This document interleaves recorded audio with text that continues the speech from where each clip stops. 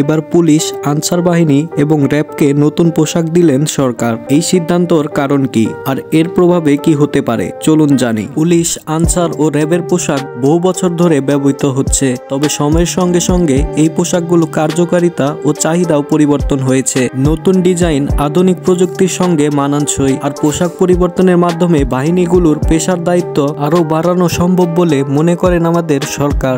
নতুন পোশাক সদস্যদের মনোবল বাড়াবে, জনসাধারণের কাছে বাহিনীর ভাবমূর্তি আরও ইতিবাচক করবে। তবে খরচ ও ব্যবস্থাপনা একটা বড় চ্যালেঞ্জ। নতুন পোশাক শুধু বাহিনীগুলোর কার্যক্ষমতা নয়, তাদের পরিচিতিতেও বড় পরিবর্তন আনতে পারে। তবে আপনার কি মত? এই পোশাকগুলো কি আপনার কাছে ভালো লেগেছে নাকি এর আগের পোশাকগুলোই আপনার কাছে ভালো লাগতো? সেটা অবশ্যই আমাদের কমেন্টে জানান। ভিডিও ভালো লাগলে চ্যানেলটি সাবস্ক্রাইব করে লাইক করতে ভুলবেন না। আবারও দেখা হচ্ছে নতুন কোনো এক ভিডিও নিয়ে।